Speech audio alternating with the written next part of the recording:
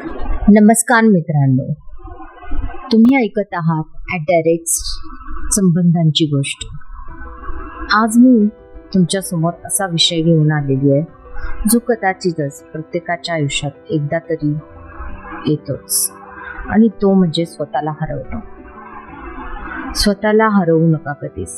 स्वतःला हरवणं, मित्रांनो, लोक जेव्हा आयुष्यातून जातात तेव्हा दुःख होतं, पण त्याहून मोठं दुःख असतं ते जेव्हा आपण स्वतःला सोडून जातो, जेव्हा आपल्याच डोळ्यातील चमक हरवते, जेव्हा आरशात दिसणारा तोच चेहरा असतो पण आतला माणूस बदललेला असतो. कधी तुम्ही लक्ष दिलंय, लहानपणी आपण किती आनंदी होतो. लहानशा गोष्टींमध्ये आनंद शोधायचो. पावसात भिजणं, आईच्या हातचं जेवण, मित्रांसोबत मैत्रिणींसोबत रस्त्यावर फिरणं, खेळणं, बागडणं, आनंदात जल्लोष करणं, अनेक गोष्टी ह्या अशा स्वच्छंदपणे जगणं. कुठल्याही जगाचं काही भेडवाड नाही, काहीच हे नाही. मोकळ्या आभाळात फिरणं, कशाचंही टेन्शन नाही, दुःख नाही, कसला राग नाही, मत्सर नाही. पण या उलट असं होतं, मोठं झाल्यावरती आपल्याला मोठ्या गोष्टी मिळतात, पण हा जो छोटा आनंद, आणि मग तो हरवतो छोटा आनंद. मग एक वेळ अशी येते जेव्हा माणूस लोकांमध्ये असतो पण आतून खूप एकटा पडलेला असतो. मी तुम्हाला एक गोष्ट आज सांगणार आहे, एक वृद्ध महिलेची. त्या महिलेचं नाव होतं शकुंतलाताई. शकुंतलाताई एका छोट्याशा गावात राहत होत्या. त्यात त्यांचं एक छोटंसं घर होतं. पती होते, एक मुलगा होता, आणि आयुष्य साधं पण आनंदी होतं. पण शकुंतलाताईंची एक सवय होती. रोज सकाळी उठून अंगण झाडायच्या, तुळशीला पाणी घालायच्या आणि देवासमोर बसून प्रार्थना करायच्या. त्यांच्या चेहऱ्यावर कायम हसू असायचं. पण वेळ कायम एकसारखी नाही. काही वर्षांनी त्यांचे पती गेले. मुलगा शहरात नोकरीसाठी गेला. रोज विचारपूस व्हायची, पण हळूहळू फोन कमी झाले. नंतर आठवड्यातून एकदा, मग महिन्यातून एकदा, आणि एक दिवस तेही बंद झालं. शकुंतलाताई रोज संध्याकाळी दरवाजासमोर बसायची. कोणी विचारलं, ताई काय बघताय? त्या हसून म्हणायच्या, काही नाही ग, फक्त वाट बघतीये. त्या कोणाची वाट बघत होत्या माहीत नाही. त्या मुलाची जो कदाचित परत येणार नव्हता. एक दिवस शेजारच्या बाईने विचारलं, ताई तुम्ही एवढ्या श्रांत का झालात? शकुंतलाताई हळूच म्हणाल्या, मी मुलाला वाढवताना माझं पूर्ण आयुष्य त्याच्यासाठी दिलं, पण स्वतःसाठी जगणंच विसरले. मित्रांनो, सवंगड्यांनो आणि मैत्रिणींनो, हे वाक्य खोल आहे. कारण आयुष्यात आपण दुसऱ्यासाठी एवढं जगतो की आपण स्वतःला हरवून जातो. त्यामुळे स्वतःसाठी जगणं कधीही विसरू नका. वास्तविक जीवनामध्ये जर आपण बघायला गेलं तर एक मुलगा ज्याचं नाव होतं तो अनमोल होता. ठीक आहे, अमोल नावाचा एक मुलगा होता. अमोल नावाच्या मुलाचं असं स्वप्न होतं त्या अमोलचं की मोठं असा अधिकारी व्हायचं. त्याने रात्रंदिवस अभ्यास केला, मित्रांना वेळ दिला नाही, स्वतःलाही वेळ दिला नाही. फक्त अभ्यास आणि फक्त स्वप्न. मग परीक्षा आली आणि तो नापास झाला. काय कारण असेल बघू त्याचं. पण त्या दिवसापासून असं झालं की त्याने स्वतःला खोलीत बंद करून घेतलं, फोन बंद केला, लोकांना भेटणं बंद केलं, हसणं बंद केलं. त्याला वाटू लागलं माझं आयुष्य संपलं. एक दिवस त्याच्या आईने त्याच्या खोलीत जाऊन विचारलं, बाळा एक गोष्ट सांग. तो काही बोलला नाही. आई म्हणाली, तू परीक्षेत हरलास, आयुष्य नाही. त्या वाक्याने त्याचं आयुष्य बदललं. आज तो अधिकारी नाहीये, पण आनंदी आहे, कारण त्याने स्वतःला पुन्हा शोधलंय. मित्रांनो आणि मैत्रिणींनो, आयुष्यात आपण स्वतःला शोधणं खूप गरजेचं आहे. अजून एक तुम्हाला उदाहरण सांगते. एक मुलगी होती, पूजा नावाची. ती खूप एका मुलावर प्रेम करायची. तिने एक वेळ तिचं प्रेम, तिचं स्वप्न, तिचे मित्र सगळं त्याच्यासाठी सोडलं. तिला वाटायचं तो माझं पूर्ण आयुष्य आहे. पण एक दिवस तो अचानक निघून गेला. कारण दिली आणि कायमचा निघून गेला. पहिले काही दिवस पूजा रडली, स्वतःला दोष देत राहिली. तिला वाटलं मी कुठे कमी पडले का. पण काही महिन्यांनी ती आरशासमोर उभी राहिली आणि स्वतःला विचारलं, मी त्याला हरवलं का की स्वतःला. मित्रांनो मैत्रिणींनो, खूप लोक प्रेमात माणूस हरवत नाही, ते स्वतःला हरवत असतात, हो की नाही. काय असतं माहिती आहे का, वाईट वेळ कायम राहत नाही, लोक कायम राहत नाही, परिस्थितीही कायम राहत नाही. पण जर काही कायम असेल तर ती फक्त आणि फक्त तुमची ओळख असते, तुमचा आत्मविश्वास असतो, तुमचं मन असतं. म्हणून कोणीही जाऊ द्या, काहीही झालं तरी स्वतःला हरवू नका. विषय खोल आहे, लक्ष द्या. कारण नाती ही जोडली जात नाहीत, ती समजून घ्यावी लागतात. त्यामुळे समजून घेण्याचा विचार करा. कारण ज्या वेळेला तुम्ही समजून घेण्याचं बंद करतात, त्यावेळेला कुठल्याही गोष्टीला काहीच एक अर्थ राहत नाही. त्यामुळे प्रत्येक गोष्ट ही आपण समजून घेतली पाहिजे आणि स्वतःला आपण हरवून घेतलं पाहिजे नाही. काय असते ना गोष्ट की ज्या वेळेला आपण स्वतःला हरवतो त्यावेळेला कसलाच उपयोग होत नाही. त्यामुळे मित्रांनो, वाईट वेळ ही आपल्याला शिक्षा नसते, ती परीक्षा असते. समजून घेण्याची फार गरज आहे. मी तुम्हाला गेल्या वेळेसही सांगितलं होतं की खूप गरजेचं आहे. वाईट वेळ ही आपल्याला शिकवत असते, प्रत्येक गोष्ट ही शिकवत असते. आता तुम्हाला वाटत असेल स्वतःला हरवणं म्हणजे नक्की तरी काय, हो ना. तर कसं असतं सांगते मी तुम्हाला. स्वतःला हरवणं म्हणजे लोकांसाठी स्वतःला बदलणं, स्वतःच्या स्वप्नांचा गळा घोटणं आणि सतत काहीही चुकलं किंवा आपला दोष नसेल तरीही स्वतःला दोष देत राहणं. कधी कधी आपण इतकं दुखावतो की आपली खरी ओळखच विसरून जातो.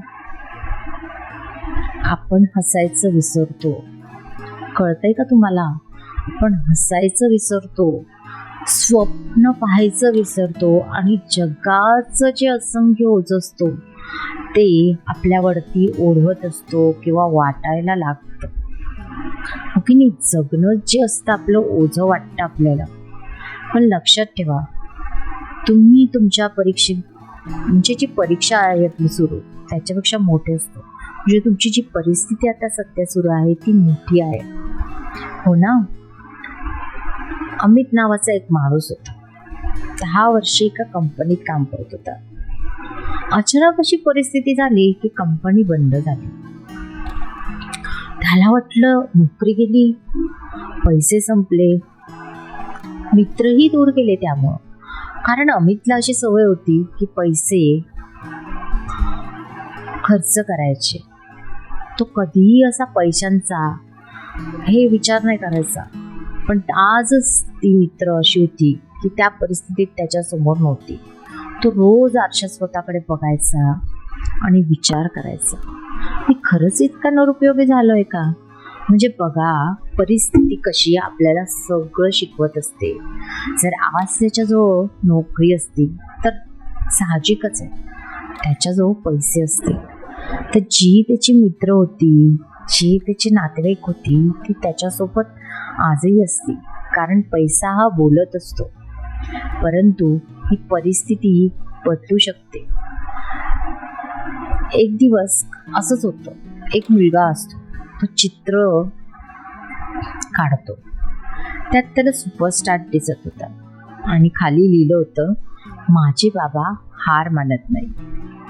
हे चित्र बघताच त्या अमितच्या मनात आलं, अरे माझ्या मुलाला तर मी त्याचा हिरो वाटतोय. त्या एका वाक्याने तो पुन्हा उभा राहिला. आज तो स्वतःचा व्यवसाय चालवतो. यातून आपल्याला हेच शिकायला मिळतं की कधी कधी आपल्याला जग नाही वाचवत, तर एखादी कृती किंवा एखाद्या व्यक्तीचा विश्वास हा वाचवतो. हो की नाही? आज जर त्याच्या मुलाने ते चित्र काढलं नसतं, साहजिक आहे त्याला त्याच्या मुलाने विश्वास दिला की बाबा माझे बाबा जे आहेत ते हिरो आहेत. तो विश्वास त्याला मोठा पुढे घेऊन गेला. त्यामुळे तुम्ही तुमच्यावरती विश्वास ठेवा, स्वतःला हरवून जाऊ नका. नात्यांमध्ये कधी कधी वाईट वेळ येते, हो की नाही? वाईट वेळेत खूप नाती बदलतात. ज्यांच्यासाठी आपण सर्व काही करतो तेच कधी कधी आपल्याला सोडून जातात. प्रेम तुटतं, मैत्री संपते, विश्वास मरतो, पण याचा अर्थ तुम्ही वाईट नाही.